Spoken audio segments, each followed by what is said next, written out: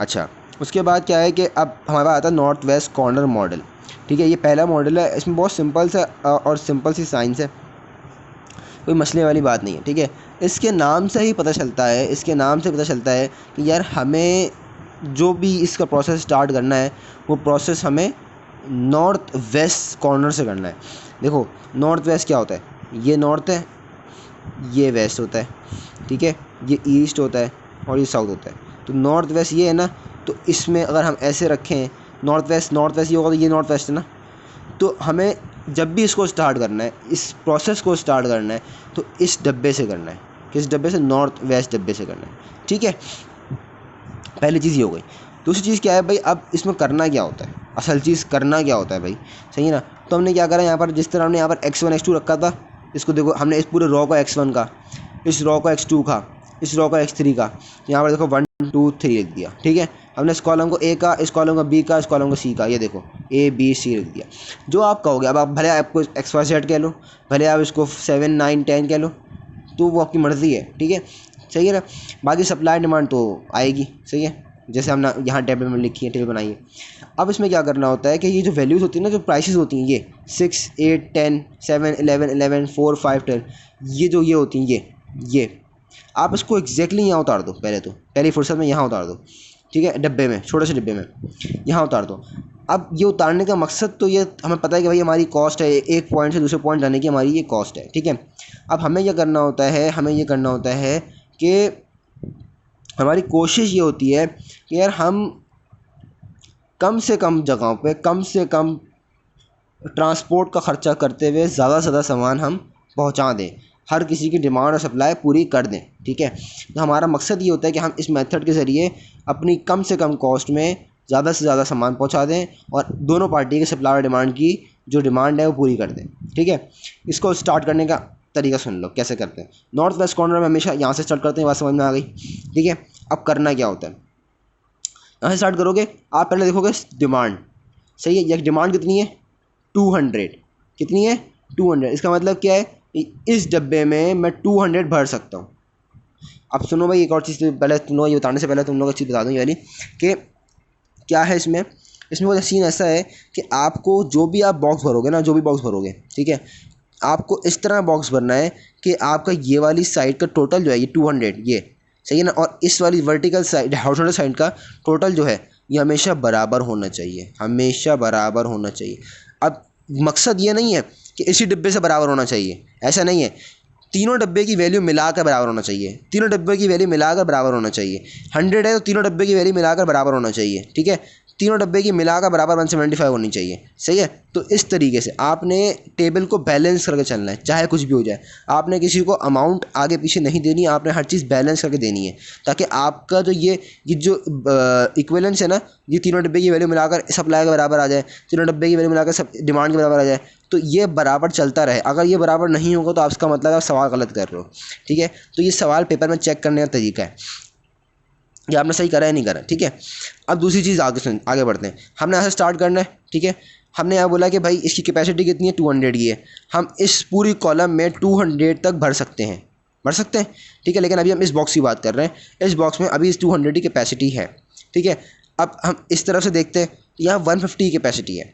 अगर हम देखें तो भाई 150 की कैपेसिटी यहाँ पर है और यहाँ पर 200 की कैपेसिटी है। हम इतना भरें कि ये भी पूरा हो जाए और भले इससे कम आ जाए, लेकिन इससे ज़्यादा नहीं हो, और ये वाली जो शर्त है, जो इक्विवेलेंस वाली शर्त है, वो भी ख़राब ना हो। तो हमने क्या करा यार कि 150 लोवेस्ट है।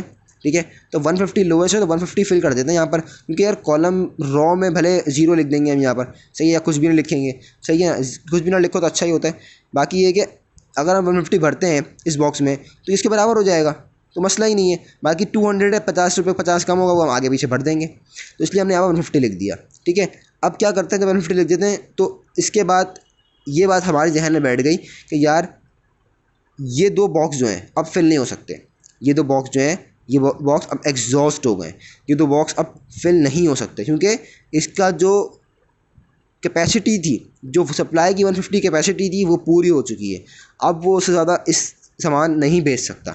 ठीक है, तो हम क्या करेंगे, जब भी हम नॉर्थ वेस्ट कॉर्नर मॉडल में करते हैं तो याद रखो, जिस भी बॉक्स को हम भरते हैं, इस बॉक्स को भरा है ना, तो उसकी एडजेसेंट साइड देखते हैं, ये वाली एडजेसेंट साइड है, एक ये वाली एडजेसेंट साइड है, सही है ना, ये वाली और ये वाली। हम इसकी एडजेसेंट साइड देखते हैं। तो एडजेसेंट साइड देखते हुए क्या करना होता है आपने, कि आपने ये देखना होता है कौन सा सुटेबल है। ये वाला तो एग्जॉस्ट हो चुका है, सही है, ये वाला तो एग्जॉस्ट हो चुका है, हम भर ही नहीं सकते यहाँ पर, तो हमने इसको मिक्स कर दिया, ये वाला खाली है। तो हम यहाँ पर देखेंगे भाई कि इसमें कितनी कैपेसिटी बची है। अभी तक हमने देखा कि 150 है, 150 तो फिल हो चुका है, 50 कैपेसिटी बची है, 50 लिख दिया हमने। अब 150 50 200 हो गया, सही है, तो कैपेसिटी फुल हो गई। इसका मतलब है कि अब ये भी एग्जॉस्ट हो गया है, सही है। अब 50 की एडजेसेंट साइड देखेंगे, 50 की एडजेसेंट साइड देखेंगे तो 50 का ये एग्जॉस्ट तो हो चुका है, इसको तो फिल करेंगे नहीं, तो इस साइड आ जाएंगे। ठीक है, इस साइड में देखेंगे भाई कि यह कैपेसिटी क्या चल रही है। डिमांड में 100 की कैपेसिटी है और सप्लाई में 175 की कैपेसिटी है, लेकिन इस 175 में से 50 ऑलरेडी भर चुके हैं। कैसे 50, ये देखो ना, ये भरे हुए, तो ये बचा हुआ है 125 अभी तक फ़िलहाल। 125 में से 100 हम भर सकते हैं अभी, सही है। बात समझ में आ रही है मेरी, कि जब 50 भर दिया है आपने यहाँ पर ऑलरेडी, तो उसका मतलब क्या है कि इसमें अब 125 की कैपेसिटी बची है ना, सही है। तो 125 की कैपेसिटी बची है, यहाँ मैंने देखा 100 की कैपेसिटी है, तो 100 मिनिमम है, 100 डाल दिया हमने, क्योंकि यहाँ पर 100 से तो मैं फिल कर नहीं सकता। उसका मतलब है ये भी एग्जॉस्ट हो गया, सही है, ये पहले से एग्जॉस्ट था, ये दोनों एग्जॉस्ट हो गए। 100, अब बचा कितना यहाँ पर, इसमें से कैपेसिटी कितनी बची, इसकी बची 25 की कैपेसिटी बची, ठीक है, 25 की कैपेसिटी बची। अब क्या करना है, इसकी एडजेसेंट साइड देखनी है। ये फिल है और इस साइड ये खाली है, यहाँ पर आ जाएंगे, ठीक है। हम देखेंगे रॉ और column wise, raw wise column wise, पहले रॉ वाइज देख ले, चलो रॉ पहले कॉलम बढ़ती है तुम्हारी, कॉलम वाइज देखा तो 300 है, मतलब यहाँ 300 फिल कर सकते हैं, ठीक है। लेकिन जब रॉ वाइज देखा तो पता चला कि यार यहाँ पर सिर्फ 25 की कैपेसिटी बची हुई है, क्योंकि 150 की कैपेसिटी तो हम ऑलरेडी फिल कर चुके हैं। तो यहाँ पर कितने की बची है, 25 की, तो हम यहाँ सिर्फ 25 ही लिख सकते हैं, क्योंकि इसको बैलेंस करना होता है, ठीक है। तो 25 लिख दिया, सही है। अब हमने बोला कि एडजेसेंट साइड देखते हैं, ये वाली तो कैपेसिटी फुल है, यहाँ पर आए, यहाँ पर देखा तो हमने बोला कि यार इसमें कितनी कैपेसिटी हम फिल कर सकते हैं, क्योंकि 300 में 25 जा चुके हैं, तो 275 की कैपेसिटी बची हुई है इसके पास अभी, सही है। और 275 की हॉरिजॉन्टली भी कैपेसिटी है, दोनों के बराबर, तो हमने दोनों लिख कर बराबर लिख दिया, ये 275 आ गई। अब उसको क्रॉस चेक कर लो हर जगह से, तो आपके पास दोनों बराबर आएंगे, 150 50 200 100 25 225 300, ठीक है, 150 150 50 100 150 125 175 और 275। इसका मतलब क्या है कि हमने बिल्कुल टेबल सही बनाया है। तो ये होता है नॉर्थ वेस्ट कॉर्नर मॉडल। फिर एंड में क्या करना है, एंड में ये करना है, ये देखो मैंने बताता ना कि इस फॉर्मूले में पुट करना होगा, तुम्हें ये देखो इस फॉर्मूले में पुट करना होगा, ये देखो 6 में कैसे भाई, ये देखो इसमें 6 में 150 पुट करा हुआ है, 7 में 50 पुट करा हुआ है, 11 में 100 11 में 25 और 12 में 25, ये 275, सही है। बाकी 8 में 10 में 5 में 4 में 0 0 है, तब देखो ये देखो 6 में 150, 8 में 0 था, 10 में 0, सही है, 7 में 50 था, 11 में 100 था, 11 में 25 था, 4 में 0। अब इसको मैं इस तरह दिखा देता हूँ, ये देखो 6 में 150 है, 150 लिख दिया, 8 में 0 है, 8 में 0 लिख दिया, 10 में 0 है, 10 में 0 लिख दिया, फिर 7 में क्या है 50 है, तो 7 मल्टीप्लाई 50 लिख दिया, ठीक है। 11 में 100 है, तो 11 मल्टीप्लाई 100, 11 में 25 है, 11 मल्टीप्लाई 25, फिर यहाँ 4 में 0 है, क्रॉस कर दिया था, एग्जॉस्ट हो गया था, 4 में 0 आ गया, ठीक है।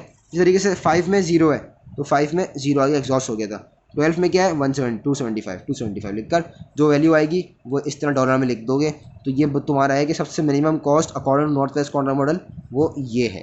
अब अगला मेथड करते हैं अगली वीडियो में।